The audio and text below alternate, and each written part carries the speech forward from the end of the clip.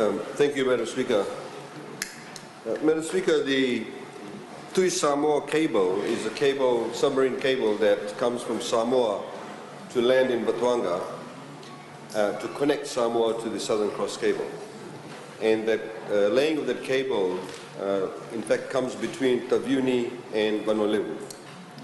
So the Fijian government actually saw it as an opportunity to build a pipe out of that Tui Samoa cable to land on Vanuatu. And as you know, Madam Speaker, we talked about this in Parliament before, and budgetary allocation has been made to that effect, where funding has been provided by the World Bank. And on the 16th of December, we're happy to announce that the actual cable landed in Sabu.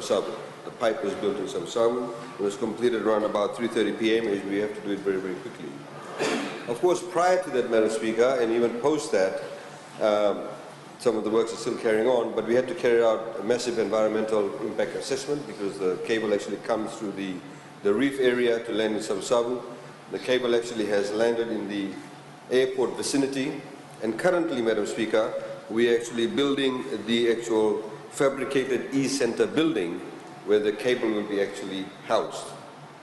Madam Speaker, the connectivity of Vanuatu and indeed Taviuni has essentially depended on microwave links from Viti Levu. So you have microwave links, so each microwave carries the signal and it goes from one microwave to the other until it reaches its final destination. Microwave signal does not carry very well over water. So therefore, when you actually have microwave linkages from Viti Levu to Vanuatu, the speed is lost and indeed the capacity is actually lost. What will actually happen now, once this e-center building is built by the end of April, which will then mean all the telecom companies can use that submarine connectivity to connect to the rest of Vanuatu and Taviuni, you will actually see at least 100% increase in both the speed and the capacity for the users in Vanuatu and Taviuni and the surrounding areas. Because the microwave link will actually be from the cable site itself, as opposed to microwaving all the way from Viti Levu. Madam Speaker, this obviously presents enormous opportunities for the people living in Vanuatu and Taviuni and the surrounding areas, because suddenly the ability to get what we call 4G will actually in fact become true 4G. At the moment it's not true 4G, there's a lot of fallout, and I'm sure those people who live in Vanuatu will actually testify to that. So the speed will increase, the capacity will increase. It also means that we can have opportunities in the ICT sector in Vanuatu. Madam Speaker, it will further increase once we have actually what we call terrestrial laying of cables from Sabu to Lambasa. We see that currently taking place around Viti Levu.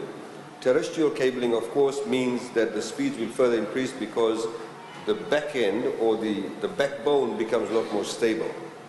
And so, Madam Speaker, this is the current works. As you know, that as stated in Parliament before, that we have built this at the cost of around about US $5.9 million, which is funded through the government, of course, through the funding through the World Bank, and improves that capacity within Vanuatu. Madam Speaker, we have, of course, we went through a procurement system as dictated by the World Bank, and we carried out various geotech studies, environmental impact assessments being carried out. And we have international providers of the, not just the e-center building, but also the actual cables. One of the interesting things that we have also done, Madam Speaker, that we built the capacity within the system itself to have a redundancy line. So as we know, as we talked about redundancy, for example, we don't have redundancy with FEA from connecting Wallasawu to Bunda. With this, we'll also have the capacity to build a redundancy line, and we can do that in the next few years' time. So if one falls off, the other one will pick up. And as I said, it will present enormous opportunities for the people in Vanuatu. Thank you.